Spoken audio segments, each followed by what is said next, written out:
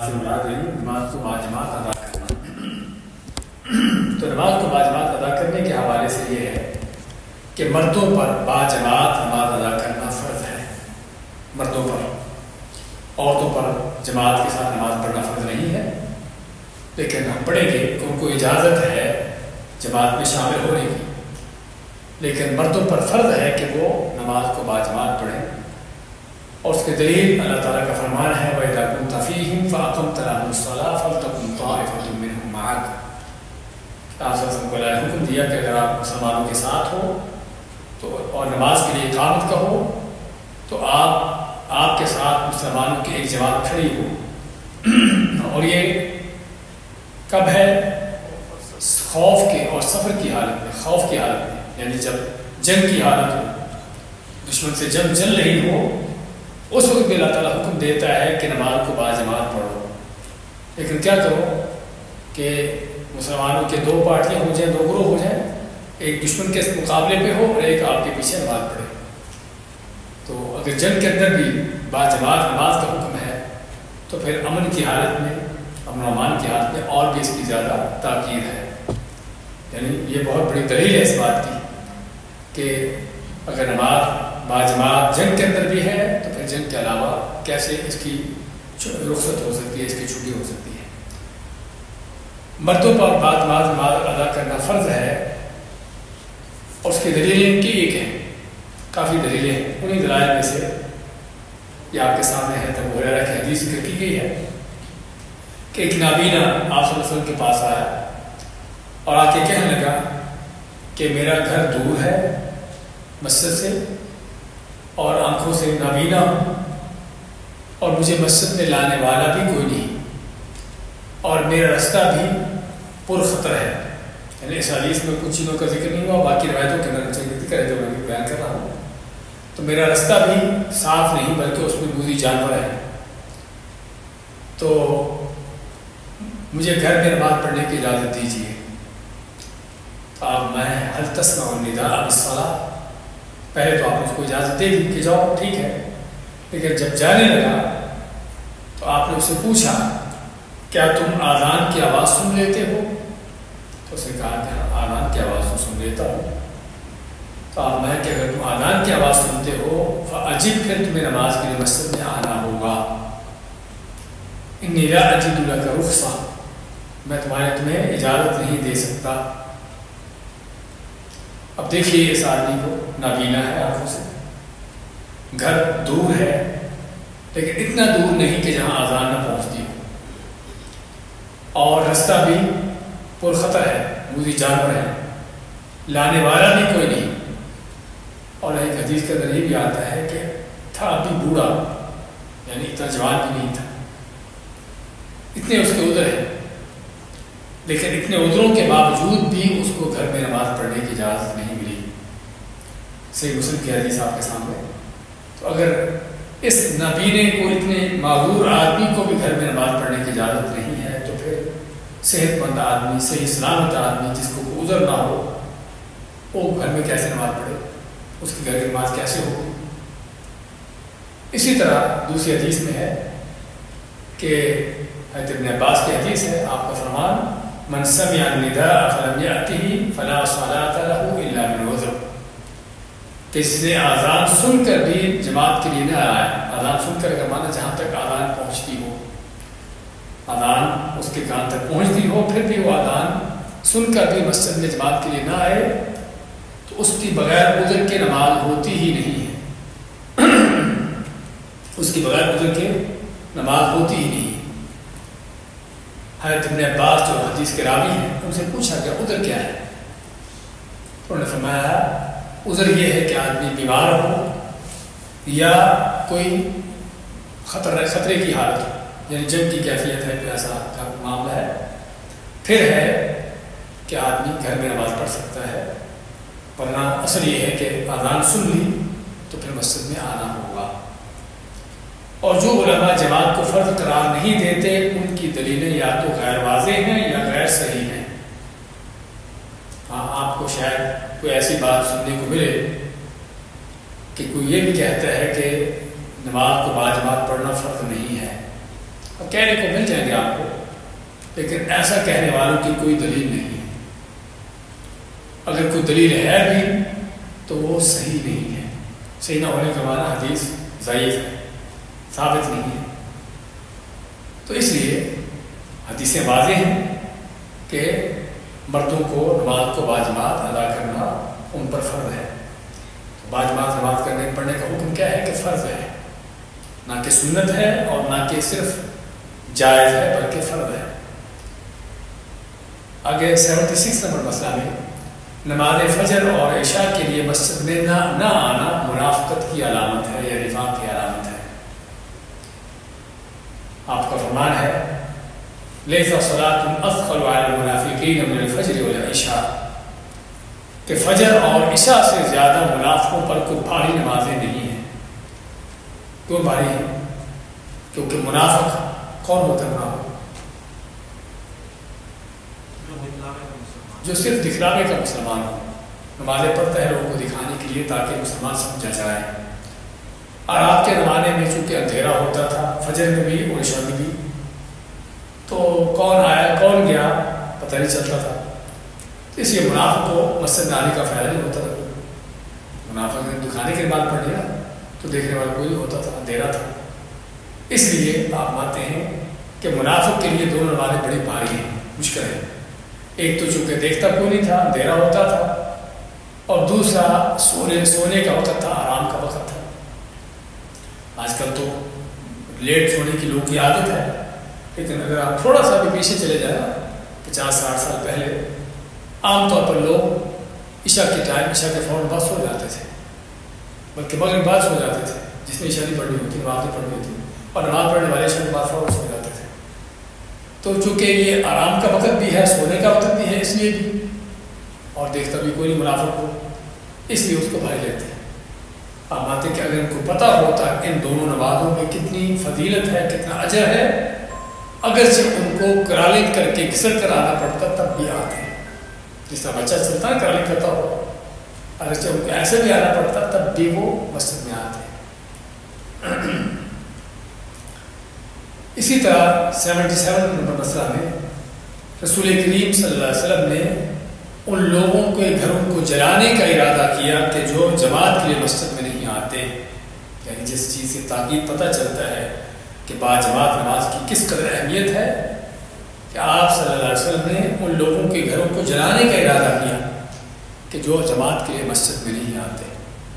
آماتے لقد حرمت ان آمر المؤذن فیقیم، میں نے اس بات کا پختہ ارادہ کیا ہے کہ مؤذن کو حکم دوں کہ وہ اقامت کہے، ثم آمر رجلا یؤم الناس، اور پھر میں کسی کو حکم دوں کہ میری جگہ پر نماز پڑھائے، امامت کروائے، ثم آخذ شعلا من نار فاحرق على من لا يخرج الى الصلاة بعد، اور میں آگ لے کے نکلوں ان لوگوں کے گھروں کی طرف کہ جو جماعت ہوتے ہوئے گھروں میں بیٹھے ہوئے ہیں، ان کے گھروں کو جلا دوں، ان کے گھروں کو جلا دوں۔ اور آپ صلی اللہ علیہ وسلم کون ہے؟ رحمت للعالمین، جہانوں کے لیے رحمت۔ تو جہانوں کے لیے رحمت ہونے کے باوجود آپ ان لوگوں کے گھروں کو جلانے کا ارادہ کر رہے ہیں، کس بات کی دلیل ہے؟ کہ کتنا بڑا جرم ہے جو یہ لوگ کر رہے ہیں۔ اچھا، وہ کہے کہ آپ نے کسی کا گھر جلایا نہیں، ہم کیا خیال ہے؟ آپ نے ارادہ تو کیا، اور حرام تو کا لفظ جو ہے پختہ ارادہ کرنا، تو آپ نے کیا کسی کا گھر جلایا نہیں؟ تو اگر نہیں جلایا تو کیوں نہیں جلایا؟ حدیث میں آتا ہے، مسند احمد کی روایت ہے، آپ نے کہ اگر گھروں میں بچے اور عورتیں نہ ہوتی کہ جن پر جماعت میں آنا فرض نہیں ہے، تو میں لازماً ان لوگوں کے گھروں کو جلاتا۔ یعنی آپ یہ نہ کہیں، وہ یہ نہ کہیں کہ صرف آپ نے تو بات کی تھی، بس دھمکی دی تھی، بس تو دھمکی خالی ہونے دھمکی تھی بس۔ آپ مانتے کہ میں ضرور ان کے گھروں کو جلاتا اگر گھروں میں بچے عورتیں نہ ہوتی تھی، لیکن بچوں عورتوں کو پر جو بات میں آنا فرض نہیں ہے، اس لیے آپ نے ان کے گھروں کو نہ جلایا۔ لیکن یہ حدیث بتاتے خود اس بات کی بہت بڑی دلیل ہے کہ جماعت کو چھوڑ دینا کتنا بڑا جرم ہے۔ اچھا، اس سے پہلے کہ ہم نماز کے بعد جماعت کے ثواب کو بیان کریں، حتیٰ کہ جماعت کو چھوڑ دینا منافقت سمجھی جاتی تھی. صحابہ کے نزدیک جماعت میں شامل نہ ہونا منافقت تھی. صحیح مسلم کی حدیث میں آتا ہے, عبداللہ بن مسعود رضی اللہ عنہ فرماتے ہیں وَلَقَدْ رَأَيْتُنَا وَمَا يَتَخَلَّفُ عَنْهَا إِلَّا مُنَافِقٌ مَعْلُومُ النِّفَاقِ.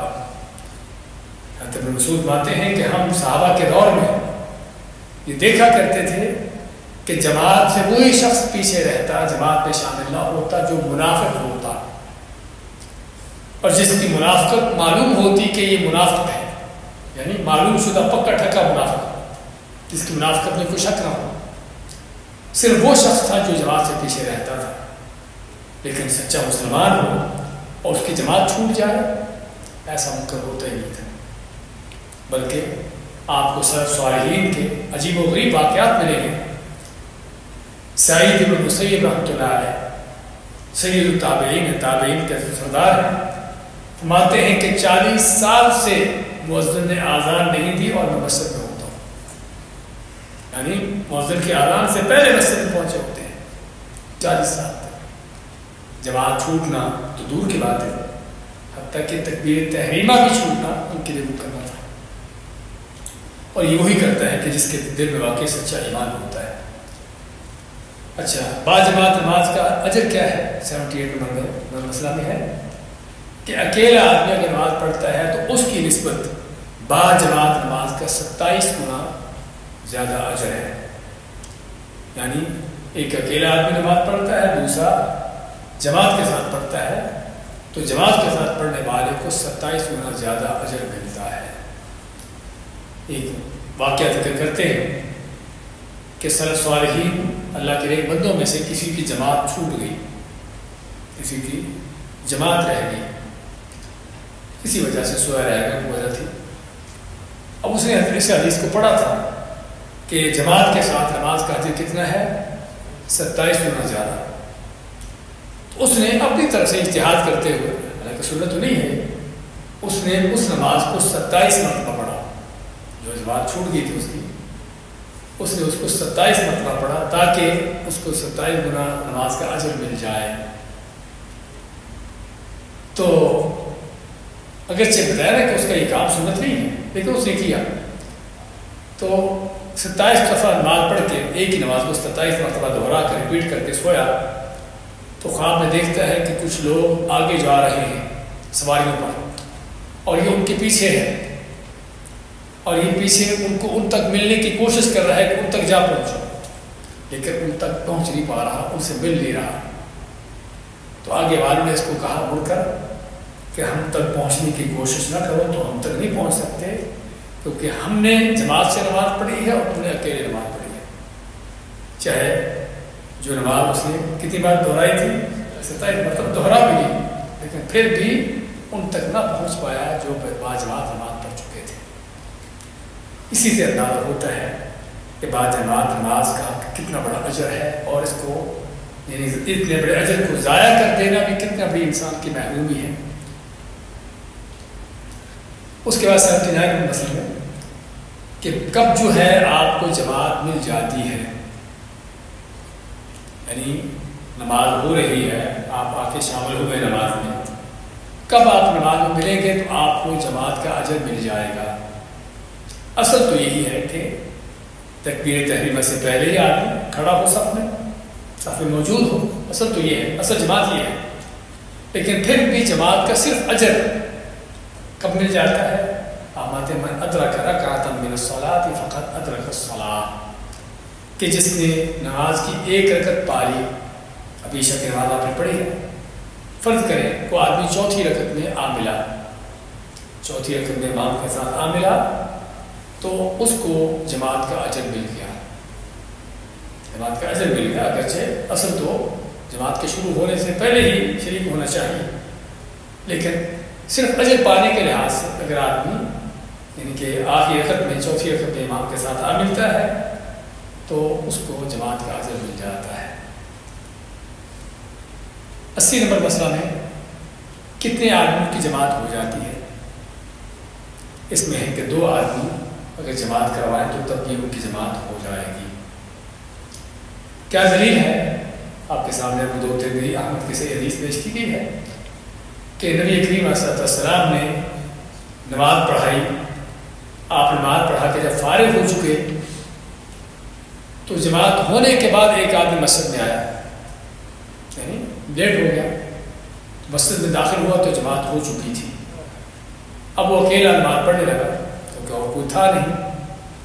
تو آپ نے کیا فرمایا؟ من یتصدق علی ھذا، کہ کون اس پر صدقہ کرے، یعنی پیسے دے اس کو. صدقہ پیسوں کا ہوتا ہے، یہاں پیسوں کا صدقہ نہیں ہے، صدقے کی اور بھی شکلیں ہیں. ایک حدیث میں آپ نے صدقے کی بہت سی شکلیں بیان کی. کسی کو نیکی کا حکم دینا، برائی سے روکنا، کسی کو راستہ بتا دینا، کسی کی مدد کر دینا کسی کام میں، سمجھے نا، وہ کسی کو اچھی بات کہہ دینا، یہ سارے صدقے ہیں.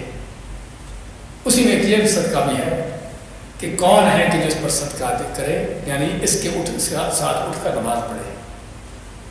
وہ لوگ جو آپ کے ساتھ نماز پڑھ چکے تھے ان کو آپ فرماتے ہیں کہ وہ اٹھے اور اس کے ساتھ مل کر نماز پڑھ لے تاکہ اس کی بھی جماعت ہو جائے. تو ایک آدمی اٹھا اور اس کے ساتھ اس نے کھڑے ہو کر نماز پڑھی. آپ میں ان دونوں کی جماعت ہو گئی. اس حدیث سے ہم کو کئی فائدے ملتے ہیں. ایک فائدہ تو یہ ملتا ہے کہ دو آدمیوں کی بھی جماعت ہو جاتی ہے. ایک امام ہو، دوسرا ساتھ کھڑا ہو مقتدی، اور دونوں برابر کھڑے ہو. اس طرح کے کیا کئی دفعہ صف کے مسائل میں کہ دونوں برابر کھڑے ہوں گے تو دو آدمیوں کی جماعت ہو جاتی ہے. دوسرا ایک مسئلہ معلوم ہوا کہ ایک جماعت ہونے کے بعد اسی مسجد میں دوسری جماعت بھی ہو سکتی ہے. بعض لوگ اس کے خلاف ہیں، ان کی کیا دلیل ہے؟ کوئی دلیل نہیں.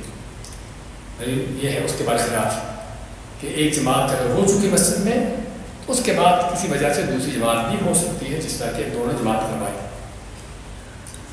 تیسرا فائدہ اس میں یہ بھی ملا کہ جس نے نماز پڑھ لی ہو فرض، پھر سے اسی نماز کو دوہرا سکتا ہے. سمجھے نا؟ لیکن فرض کی نیت سے نہیں، نفل کی نیت سے. اب جس آدمی نے اس کے ساتھ اٹھ کر نماز پڑھی وہ آپ کے ساتھ نماز پڑھ چکا تھا، تو آپ میں کہ کون اس پر صدقہ کرے، تو اس آدمی اٹھ کر اس کے ساتھ نماز پڑھی. تو جو آدمی داخل ہوا تو اس کی تو فرض تھی، اور یہ جو اس کے ساتھ مل کے نماز پڑھے اس کی کیا ہے؟ نفل ہے. ایک ہی نماز کو دوبارہ فرض کے طور پر نہیں دوہرا سکتے، اس سے آپ نے منع کیا ہے. لیکن اگر دوبارہ پڑھنے کا اس طرح کا چانس ہوتا ہے پڑھ سکتے ہیں، لیکن نفل کی نیت سے.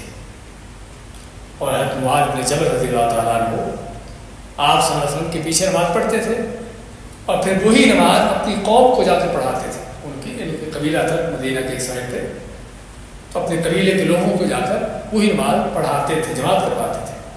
آپ کے پیچھے ان کی نماز فرض ہوتی تھی اور اپنی قوم کو جا کر پڑھاتے تھے. ان کی نماز حضرت معاذ کی نماز نفل ہوتی اور پیچھے والوں کی فرض ہوتی، اور ہم آگے پڑھیں گے کہ نفل والے کے پیچھے فرض پڑھے جا سکتے ہیں.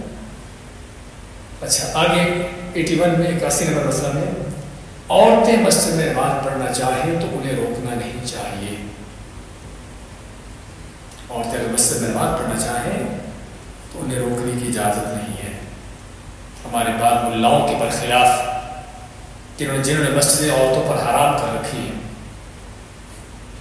عورتوں کو مسجد میں جگہ نہیں ہوتی، سرے سے کھاتے صاف ہے کہ عورتوں کی مسجد میں جگہ بنائی نہیں. بالکل نہ آنے کی اجازت ہے، نہ مسجد میں کوئی جگہ ہے، نہ کوئی پانچوں نمازوں کے لیے، نہ کوئی جمعہ کے لیے، نہ کوئی عید کے لیے. بازار میں جیسے مرضی گھومنے کو مشکل نہیں، پارکوں میں جہاں مرضی جائے، لیکن مسجد میں نہیں آنا، یہ جرم ہے. اسی سے آپ ان لوگوں کے دین کا اندازہ لگا سکتے ہیں کہ کس دین پر ہے.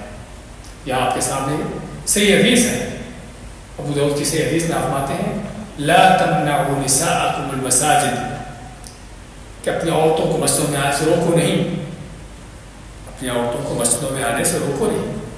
بلکہ عید کی نماز کے لیے تو آپ نے بڑی ترغیب دی، عید کی نماز کے لیے عورتوں کا آنے کا حکم دیا. حتیٰ کہ جس عورتیں نماز نہیں بھی پڑھنا وہ بھی عید کی عیدگاہ میں آئے تاکہ مسلمانوں کی دعا بچے. لیکن ہمارے گمراہ ملاؤں نے مسجدیں عورتوں پر بند کر رکھی، آنے کی اجازت نہیں. تو اللہ کو لحاظ نبی کریم صلی اللہ علیہ وسلم کی سنت، صحابہ کرام کا طریقہ، صحابہ کرام کی عورتیں، ان کی سنت یہی ہے کہ مسجدوں میں آنا.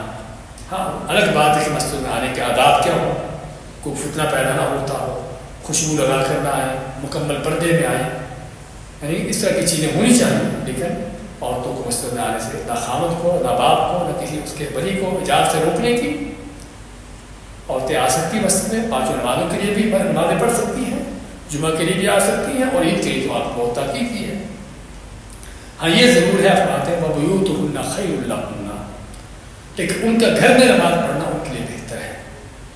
ہم آگے چل کر عورتوں کی نماز کا الگ سے باب چل کر پڑھیں گے کہ جس میں عورت کا گھر میں نماز پڑھنا زیادہ افضل کیوں ہے، تاکہ پردہ میں رہے.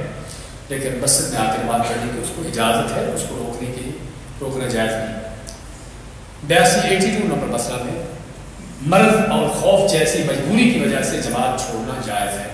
بیمار ہو آدمی اور جنگ کی کیفیت ہو، خطرے کا معاملہ ہو، اسی طرح غیر معمولی سردی ہو، یعنی بہت زیادہ سردی ہو، غیر معمولی سردی زیادہ سردی ہو، بارش ہو، تیز ٹھنڈی ہوا چل رہی ہو، یہ سارے وہ مجبوریاں ہیں، سارے وہ چیزیں ہیں کہ جس وجہ سے جماعت چھوڑی جا سکتی ہے، مسجد گھر میں نماز پڑھی جا سکتی ہے.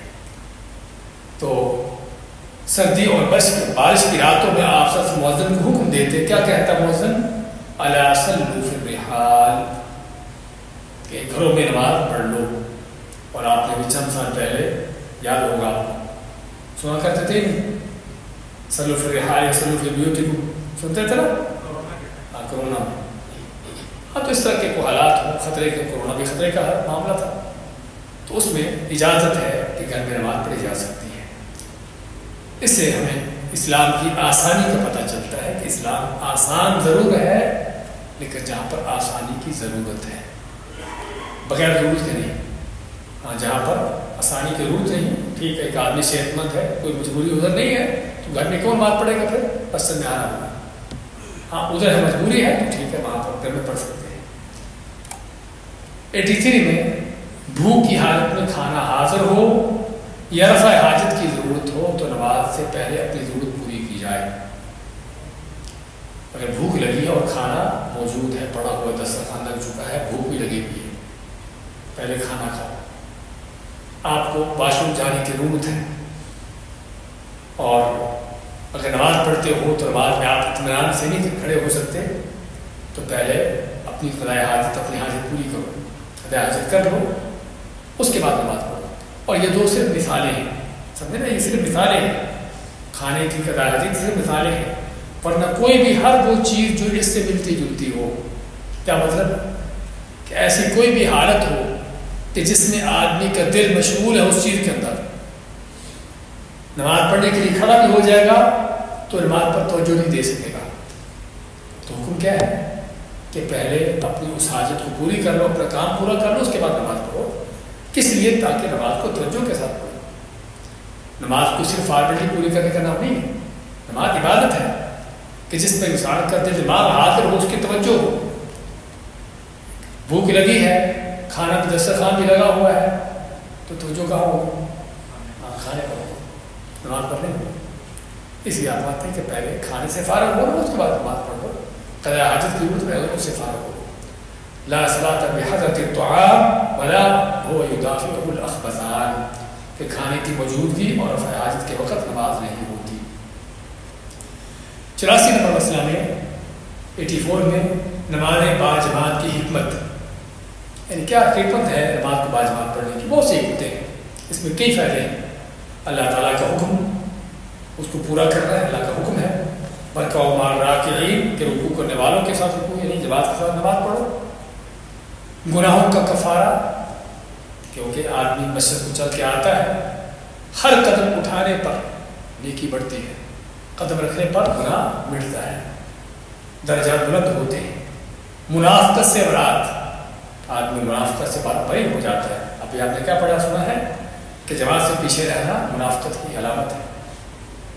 مسلمانوں کا آپس میں ایک دوسرے کے ساتھ تعارف، ایک دوسرے کے ساتھ محبت، ایک دوسرے کے خوشی غم میں شرکت، یہ ساری چیزیں جماعت، اس کے بڑے بڑے فائدے ہیں.